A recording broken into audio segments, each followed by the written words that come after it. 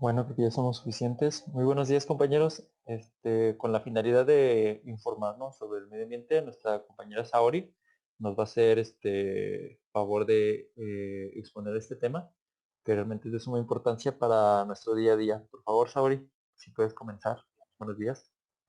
Hola, buenos días a Buenos días todos. a todos. Mi nombre es Sabrina Zamudio y bueno, yo les voy a compartir una presentación para poder platicarles un poco acerca de la sensibilización ambiental.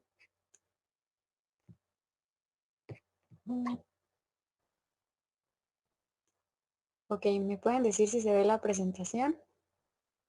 Sí, sí se ve, Saori. Gracias. Muy bien. Bueno, la sensibilización ambiental es un tema que tenemos que tocar dentro de las organizaciones porque normalmente no estamos acostumbrados a tener una cultura ambiental.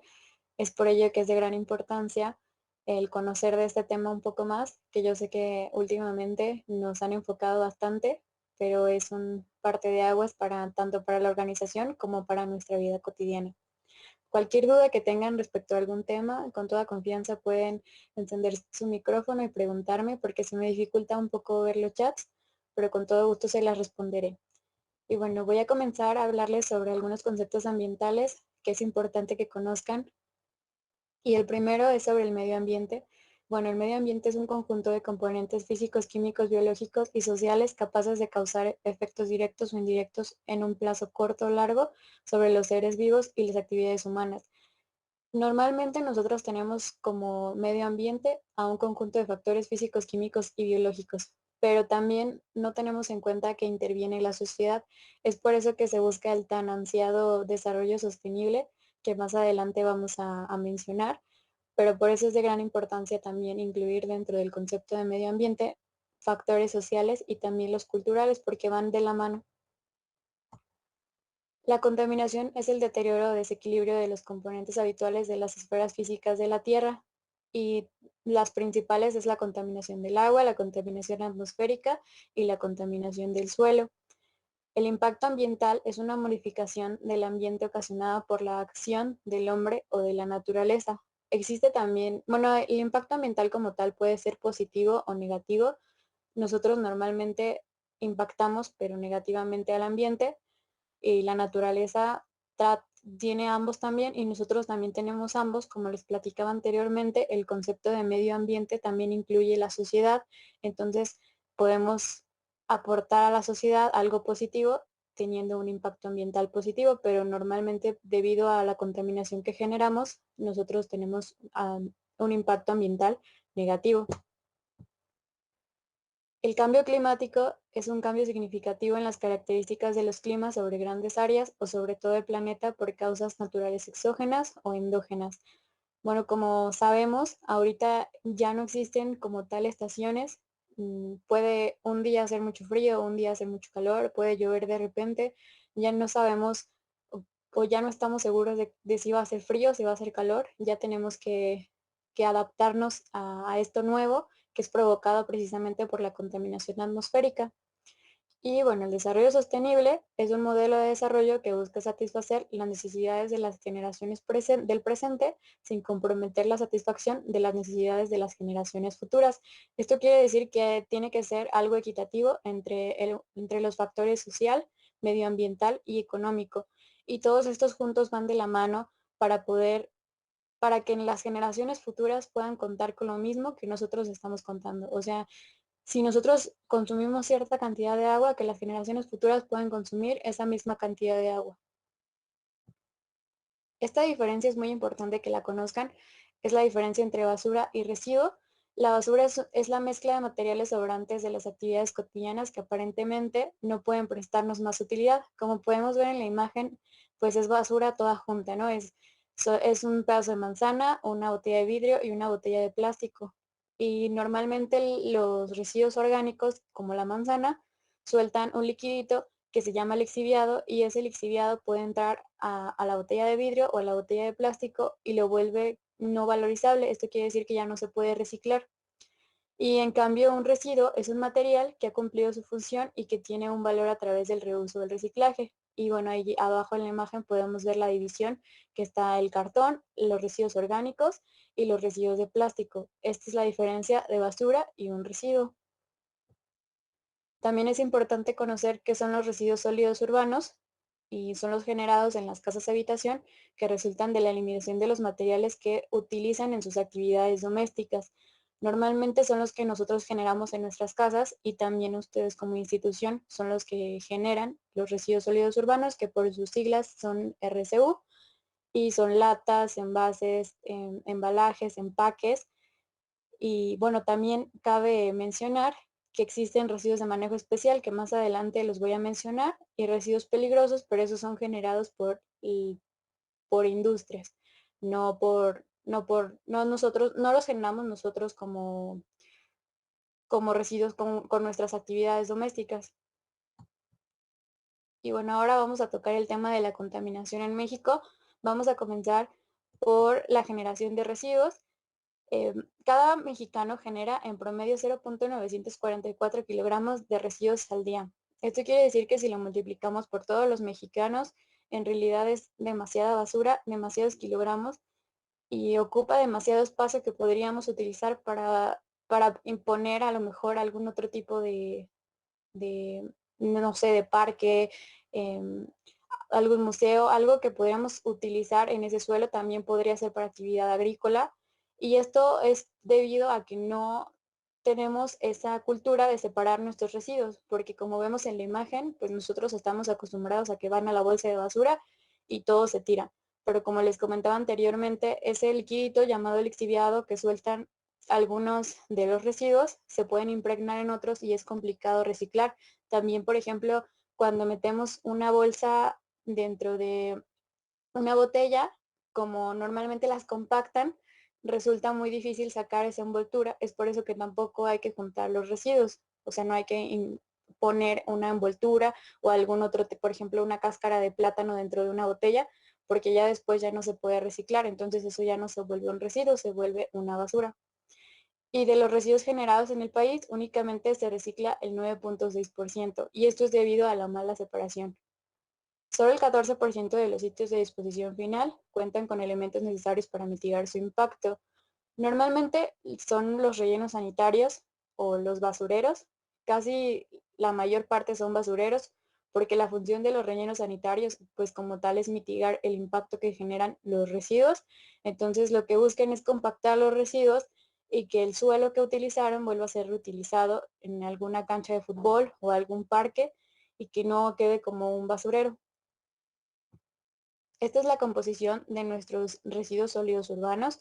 El 52.4% es de residuos de comida, jardines y materiales orgánicos similares. Entonces, si nosotros tratamos de valorizar esos residuos o utilizarlos en otra cosa, nosotros podemos quitar el 52.4% de nuestra basura. Entonces ya nada más nos sobraría lo restante, que también se puede reciclar, como son los plásticos, el papel y el cartón, el vidrio. Los únicos que son un poquito difícil de reciclar o de valorizar son el otro tipo de basura, que eso conlleva los residuos de manejo especial y también los residuos peligrosos, que normalmente son generados por industrias, aunque nosotros también generamos algunos residuos peligrosos.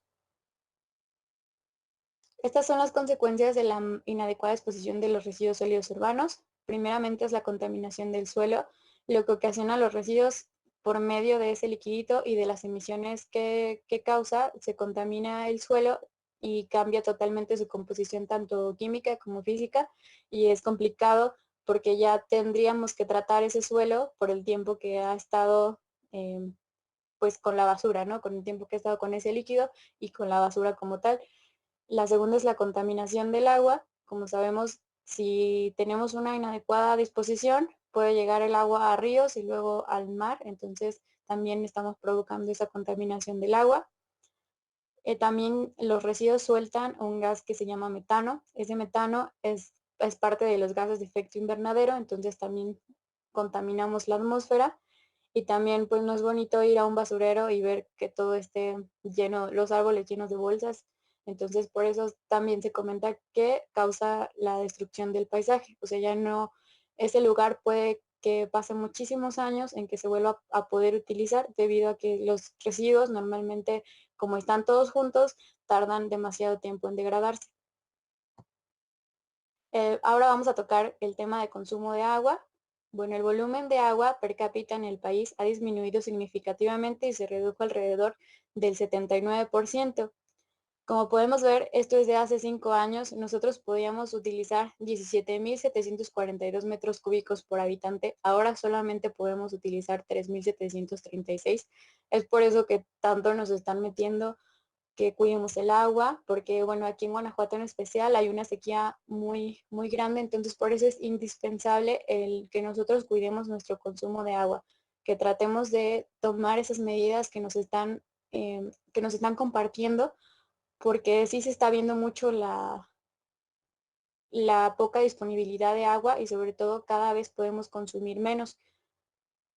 Y bueno, con respecto a las aguas residuales, cada mexicano genera alrededor de 60 metros cúbicos al año. Las aguas residuales son un tipo de agua cuya calidad se ve afectada por nuestras actividades antropogénicas. Entonces nosotros generamos esas aguas residuales, que hay algunas que se tratan, pero otras que no se pueden tratar, que es difícil tratarlas. Entonces por ello es que el agua no se va a terminar, o sea, el agua tiene un ciclo, el agua no te pueden decir, ay, no vamos a tener agua, porque sí, sí va a haber. El problema es que sea para consumo humano, porque al tratar el agua solamente se puede utilizar para riego.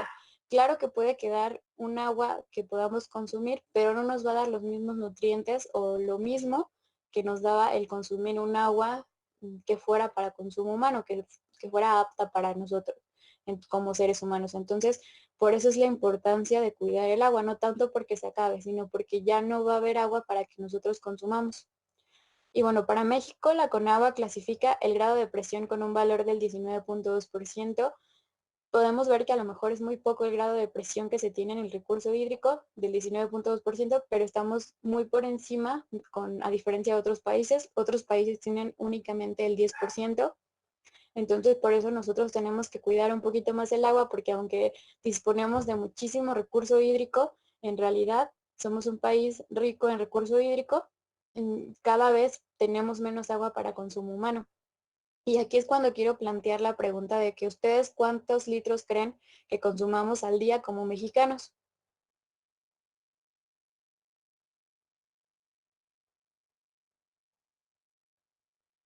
¿Alguien sabe más o menos qué cantidad de litros consumimos nosotros como mexicanos al día? ¿O tienen alguna idea? Pueden escribir por el chat, yo aquí le paso los datos a Saori. Sí, gracias. Jesús Javier dice que 100 litros, más o ¿Ok? menos. ¿Alguien más? 150, dice José Chances. José Rubén, perdón. ¿Ok? Muy bien. Pues no, nosotros consumimos en promedio 360 litros de agua diarios como mexicanos. Y también se preguntarán, ¿y de dónde consumo esos 360 litros? Bueno, ahí les va. Lo primero es que al lavarnos las manos por un minuto, nosotros consumimos 12 litros.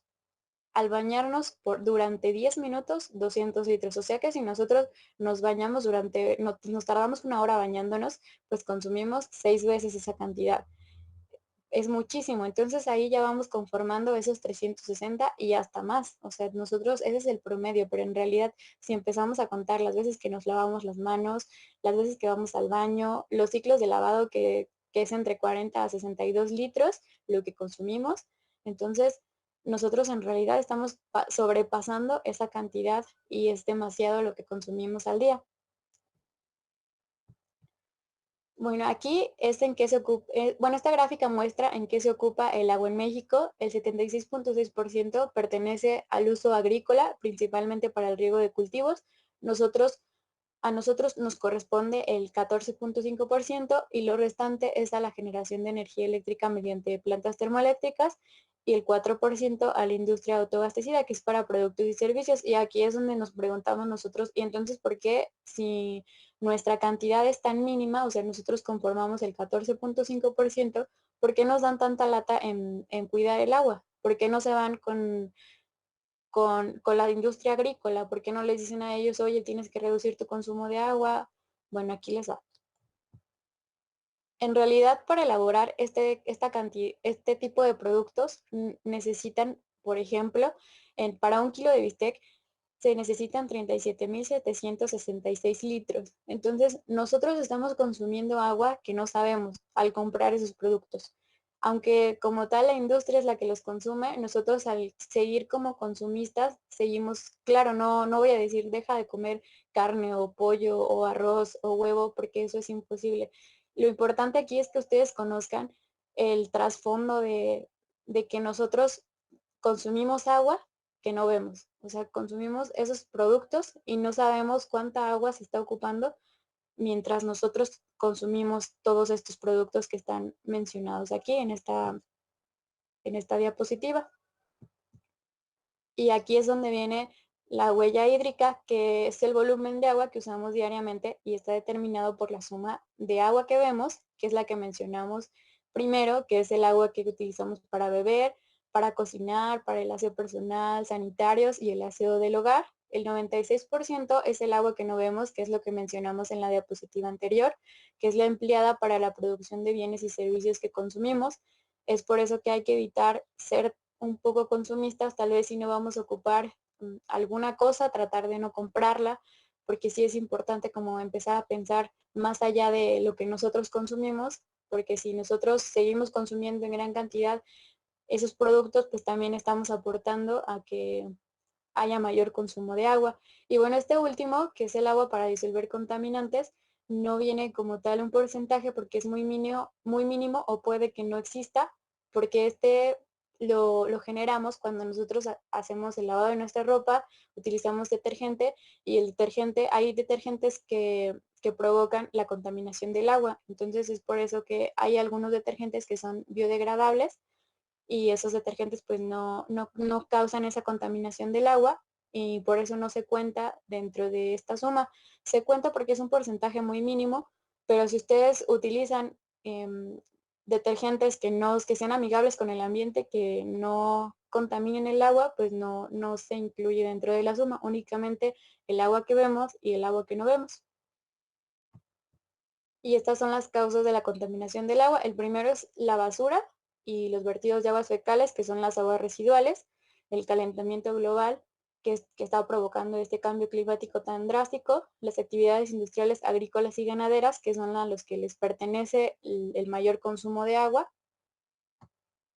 Y bueno, estas son las consecuencias de la contaminación del agua. La primera es la contaminación de la cadena alimentaria, como podemos ver, más que nada en mares, en ríos. Normalmente estamos acostumbrados a consumir pescado o mariscos, pero después si seguimos con esta contaminación del agua que está provocando acidificación en el océano, o sea que su pH se eleve, entonces que el pH disminuya, entonces esta agua lo que sucede es que los animales ya no van a poder ser consumibles ni para ellos mismos ni para nosotros. Entonces es por eso como también enfocarnos un poco más allá de nosotros, que estamos afectando también a otros seres vivos, no solo a nosotros como seres humanos. Y como segundo punto es la escasez de agua potable, que ya se está haciendo notar muchísimo con esta sequía que está muy presente. Y por último, la destrucción de la biodiversidad, porque no es bonito ir a una playa y verla llena de basura, porque ya es basura, ya no es residuo. Entonces no está padre ir a un lugar que estamos acostumbrados a ver y que es muy bonito y de repente verlo lleno de basura o de cosas que no lo hacen agradable a la vista. Y bueno, ahora dejamos a un lado el consumo de agua y comenzamos con el consumo de energía. El sector energético en México genera el 70% del total de las emisiones de gases de efecto invernadero.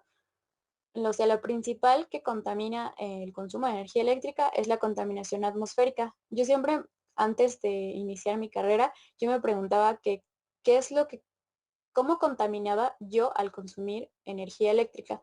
Y bueno, he aquí la respuesta. Al producir energía eléctrica, nosotros emitimos esos gases de efecto invernadero y eso es lo que provoca la contaminación del aire. ¿Por qué? Porque para producir nuestra energía eléctrica se utilizan combustibles fósiles y esa quema de combustibles fósiles es lo que causa esos gases de efecto invernadero.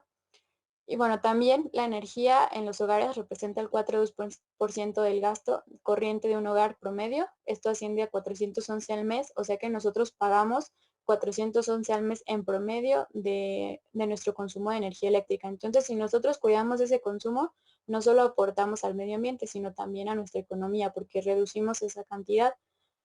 Y como les comentaba, el 75% de la energía disponible en el país es producida en centrales con quema de combustibles fósiles. O sea, ese 75%, las demás utilizan energía amigable con el medio ambiente, por ejemplo, energía del aire, energía eólica, perdón, utilizan energía eólica para producir energía, o también hay algunos rellenos sanitarios que utilizan el metano para generar energía eléctrica. Entonces, esos pueden ser como el otro 25%, pero el 75%, que es una gran cantidad, lo utilizamos combustibles fósiles, y es por eso que se genera esta contaminación atmosférica. Y bueno, aquí cómo se genera la electricidad.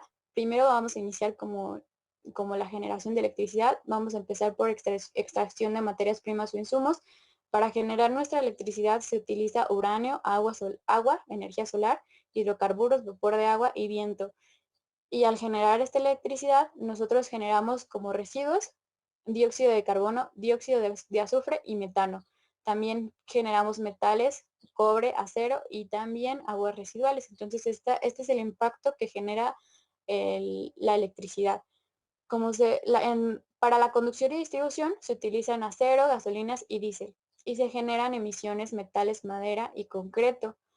Y nuestro consumo aporta emisiones y como residuo materiales eléctricos. Entonces, como podemos ver, es una hilerita en donde desde que se genera hasta que termina, genera emisiones a la atmósfera. Entonces, seguimos generando emisiones a la atmósfera y estamos contaminando nuestro aire. Entonces, estos son nuestros impactos al medio ambiente con respecto al consumo de energía eléctrica. El primero es la contaminación del agua, el agotamiento de recursos, la contaminación del suelo, pérdida y degradación de los ecosistemas, cambio climático y, por supuesto, la contaminación del aire. Y bueno, ya tratamos de todo lo feo, de toda la información. Ahora vamos a ver qué medidas podemos realizar nosotros como ciudadanos y como empresa también para reducir esta contaminación, para mitigar la contaminación, más bien para mitigar el impacto que estamos generando. Entonces comenzamos por los residuos. Aquí nos vamos a enfocar en las 3R, que es reducir, reutilizar y reciclar. Reducir quiere decir que no compremos a lo mejor artículos que sean desechables, o sea, platos, cubiertos, porque normalmente son los productos que tardan años en degradarse, muchísimos años en degradarse, y aunque pongan que son biodegradables, es muy complicado hacer que un unicel sea biodegradable, y todavía no lo han logrado. Simplemente sí redujeron un poco todos los años que tarda en degradarse, pero sí sigue siendo demasiado tiempo. Entonces hay que tratar de mitigar ese consumo para poder aportar un poquito más a que no se esté generando esa gran cantidad que normalmente se genera durante fiestas o reuniones familiares. Y es importante también llevar nuestras bolsas propias cuando se van a hacer las compras. Bueno, ahora ya se está utilizando, anteriormente pues no se hacía, ahora ya tenemos que llevar nuestras bolsas propias para el súper o para comprar en la tienda, porque ya no te dan bolsitas. Entonces eso es una buena acción que hicieron para reducir las bolsas de plástico. Y bueno, también es importante reutilizar, usar nuevamente frascos de vidrio, envases, cajas. No, si podemos darle una utilidad después de, no sé, de que nos llegó un paquete a alguna caja, entonces debemos utilizarla para que no se genere como residuo, sino que nosotros podamos darle una nueva utilidad. Y también podemos donar a otras personas ropa, muebles, libros, juguetes, sin necesidad de que se vuelvan un residuo o basura. Y también es importante reciclar, y para ello nosotros no intervenimos, pero en la separación de los residuos. O sea, esto quiere decir que podemos separarlos en orgánicos e inorgánicos, y también podemos comprar productos reciclables como bolsas para la basura que ya existen para que se pueden reciclar, y cuadernos que ya están hechos de papel reciclable. Y esta es nuestra separación de residuos, es la que se lleva a cabo en la Ciudad de México y bueno, para mí es la mejor separación. Primero están los orgánicos, después los inorgánicos reciclables y por último los inorgánicos no reciclables. Hay un cuarto que es el que les voy a mencionar, que son los residuos de manejo especial, que quiero que conozcan, pero con estos es más que suficiente. Si nosotros dividimos nuestra basura entre estos tres, es más que suficiente. Bueno, los residuos orgánicos conllevan restos de verduras, hortalizas y frutas, pasto, flores y ramas, residuos de alimentos como cascarón de huevo, residuos de café y té y tortillas. Bueno, con todo esto podemos hacer una composta, con todo esto podemos utilizarlo para realizar alguna composta y nutrir a nuestras plantas. Entonces, quitamos recuerdan que era el 52.4%, si nosotros lo utilizamos en eso, quitamos el 52.4% de nuestros residuos. Y bueno, los residuos inorgánicos reciclables conllevan el papel y cartón, plástico, metales, maderas, vidrio, ropa y textiles. Todos estos productos normalmente son valorizados, entonces por eso es importante como apartarlos de los no reciclables porque hay algunos productos inorgánicos que les voy a mencionar que no tienen un proceso para reciclarse o valorizarse, como son los pañuelos usados, el papel de baño, los preservativos, las toallas sanitarias, los curitas, el unicel, las colillas de cigarro, los bolígrafos, pañales y envolturas metálicas. Entonces todos estos productos no tienen un proceso para reciclarse, es por ello que los separan para que los residuos que sí son reciclables no se puedan impregnar con este tipo de productos. Y ahora sí vienen los residuos de manejo especial que lo conforman televisores, computadoras, celulares, colchones, muebles, refrigeradores. Todos estos productos son de manejo especial. Normalmente no somos tan consumistas de eso o no generamos tan rápido como residuo algún televisor o una computadora. Y existen, por ejemplo, en Telcel, puedes depositar tus celulares y tus tablets en un cubito y ellos lo que hacen es utilizar lo que pueden reutilizar y lo que no, pues lo desechan. Pero ellos tienen como ya es su responsabilidad. Ya nosotros hicimos nuestro trabajo al depositar el celular ahí e intentar que pudieran a lo mejor utilizar parte de ese celular que ya no nos funcionaba. Entonces es también importante como no tirar todas estas cosas que probablemente puedan utilizarse para algo más, como por ejemplo, como les comentaba en este caso de los celulares. Y bueno, ahora vamos a tocar las medidas para el consumo humano, digo, para el consumo de agua, perdón. Primero hay que cerrar bien la llave.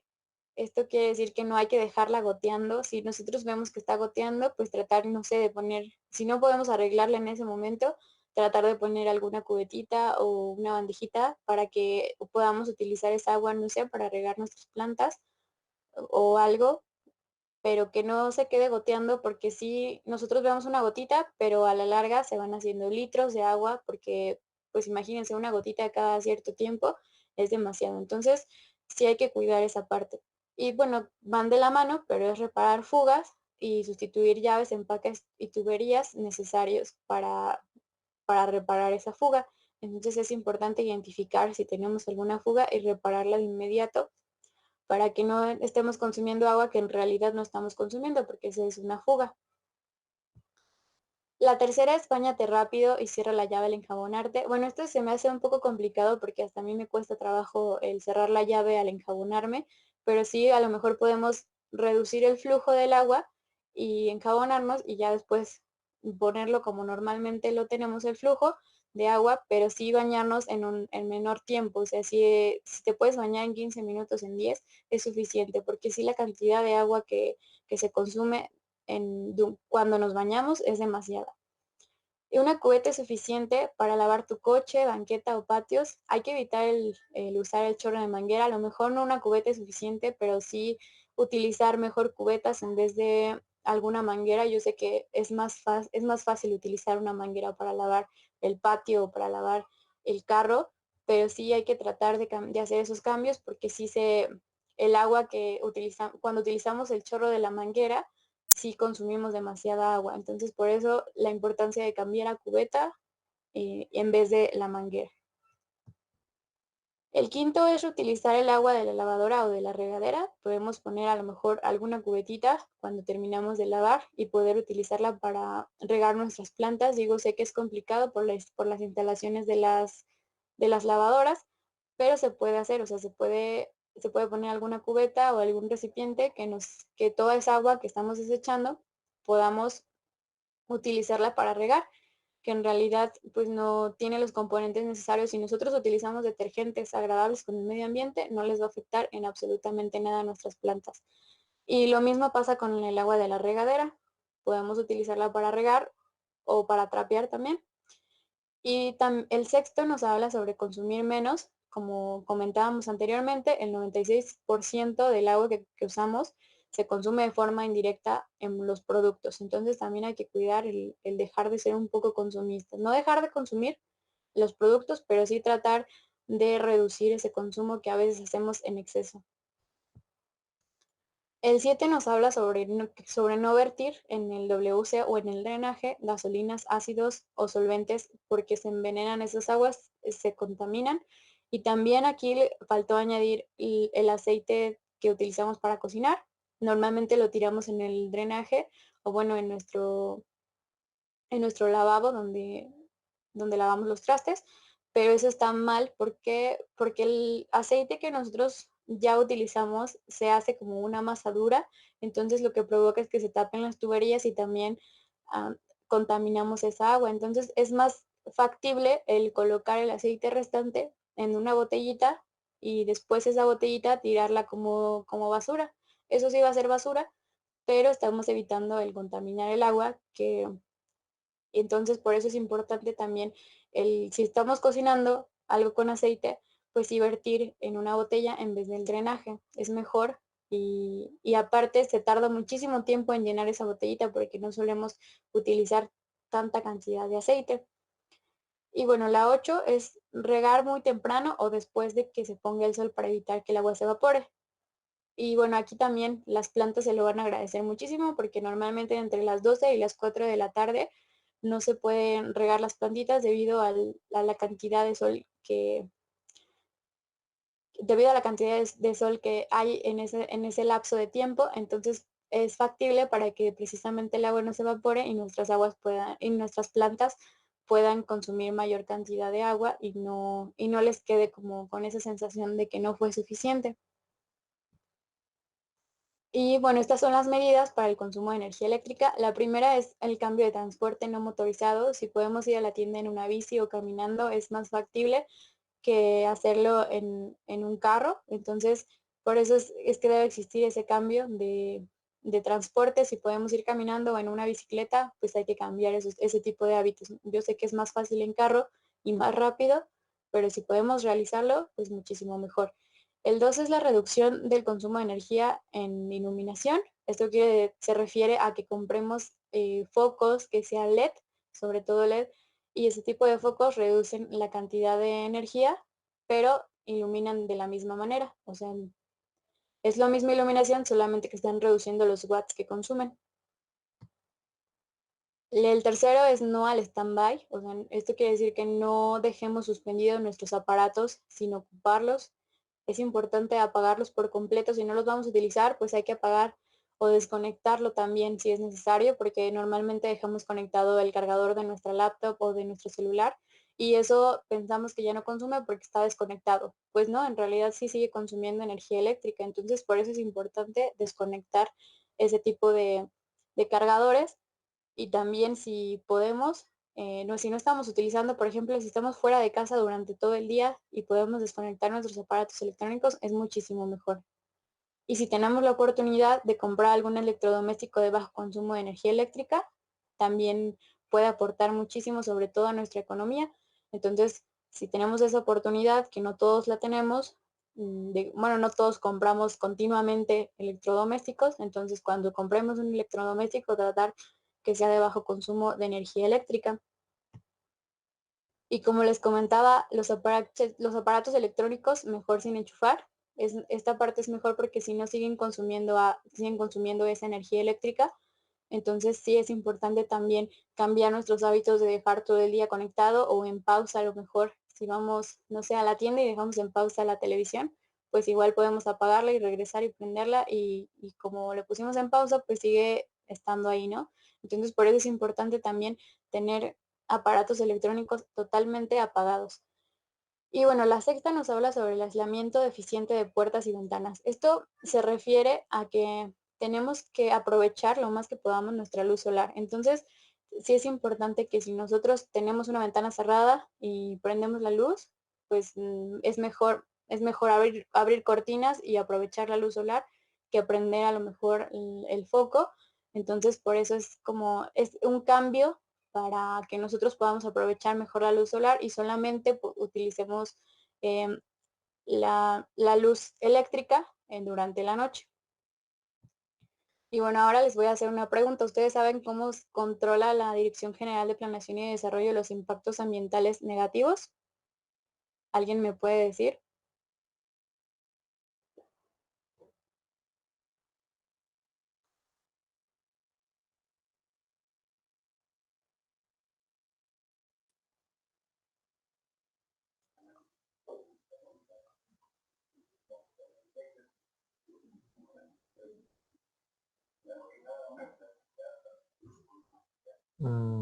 ¿Alguien que pueda decirnos cómo controlamos en la DGPI de la separación de impactos ambientales, compañeros? ¿Escuchas? Sí. Ah, ok. Pues creo que controlando pues la corriente eléctrica que usamos en los equipos de cómputo y así. Ok, muy bien. Alejandra Morales dice que Ok. dejando desconectados todos nuestras computadoras, perdón. Muchas gracias, Marta, por tu comentario. Muchas gracias. Bueno, para ello se creó y se está creando un sistema de gestión ambiental que funciona para mitigar esos impactos y también nos aporta dentro de la organización a adentrarnos un poquito más en lo ambiental. Entonces, para ello se hizo una evaluación de impactos ambientales que de ahí salieron estos 3 impactos que son los que más genera la Dirección General de Planeación y Desarrollo, que el primero es el consumo de papel, el segundo es el consumo de agua y el consumo de energía eléctrica. Yo sé que ya se están llevando a cabo ciertas medidas para mitigar estos impactos, pero este sistema de gestión ambiental lo que busca es llevarlos un poco más allá. Entonces, por ello se realizó la siguiente política ambiental, que es muy parecida a la de calidad, pero lo que se busca es que sea un sistema de gestión integral. Es por ello que se incluyeron ciertas cositas nada más con respecto al medio ambiente. Y bueno, se las voy a leer.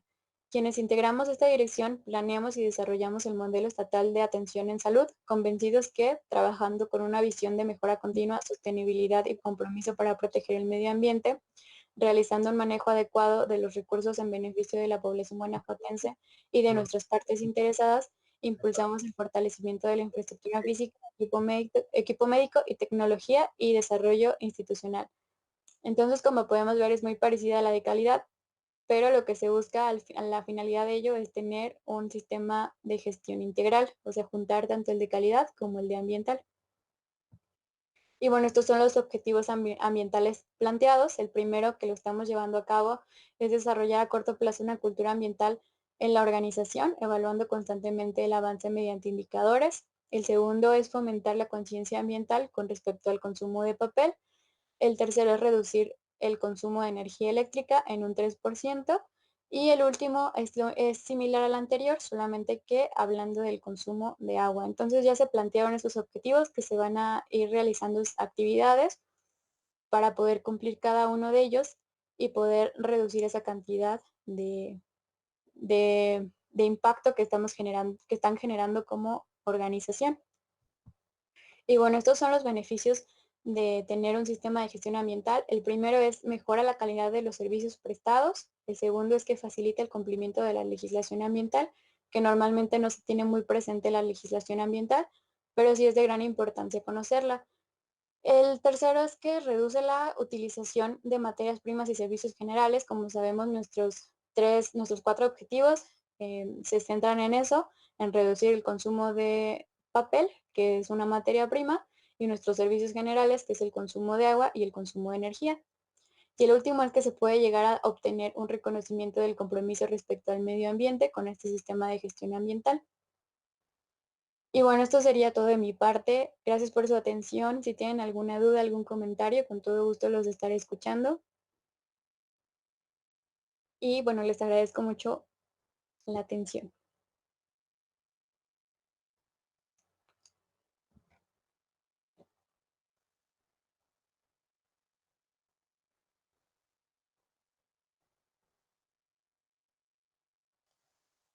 Muchas gracias, Auri, por este tema. Aquí nuestro compañero Misael hizo un comentario de que pierde mucho sentido cuando separamos el reciclado. Una vez que, porque él dice que lo junta en su casa, como muchos pues también hacemos.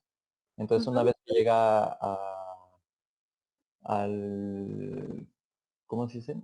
El camión recolector de basura, pues él lo junta todo y entonces dice que pierde mucho sentido el estarlo recogiendo. Ok, bueno, esa parte me olvidé comentarla, pero sí es muy cierto. A lo mejor nosotros pensamos, bueno, sí, nosotros separamos los residuos en inorgánico y orgánico, pero al final, si se van a la basura, bueno, o a un relleno sanitario, ya no lo separan, o sea, ya lo juntan todo a la basura porque los camioneros pues así son, ¿no? Pero sí, en realidad, en muchos rellenos sanitarios, no aquí, que sí he visto, tuve la oportunidad de ir al relleno sanitario de aquí de Guanajuato, y sí separan el plástico, el cartón, pero en realidad es en cantidades mínimas, por lo mismo que les decía, al juntar toda la basura, a ellos se les complica un poco más. Entonces, si ellos ven una bolsa llena de PET, en este caso, que es el plástico de las botellas, entonces ellos las separan, porque eso sí me percaté cuando fui a visitar el relleno sanitario, pero sí hay muchos rellenos sanitarios, como en el de Querétaro, que separan muy bien la basura, entonces, y al tratar de compactarla, lo que hacen es separar la orgánica de la inorgánica, entonces es por eso muy recomendable para nosotros el realizar esa función, que yo sé que a lo mejor dicen, ¿para qué lo hago si al final va a ir a parar toda junta? Pero sí es importante porque ciertos productos se pueden llegar a utilizar otra vez, a lo mejor en menor cantidad, pero sí aportamos un poco. Muy bien, yo creo que también otra forma sería, nosotros que lo separamos, creo que podemos ir a dejar al centro recolector, por ejemplo, de plásticos, que hay uno cerquita de como si fueras a las Teresas, a Santa Teresa, perdón. Hay un centro recolector de puro plástico, de PET y de cartón y papel. Creo que sería ¿cómo se llama? Una buena ayuda en separarlos nosotros y llevarlos a esos centros de acopio.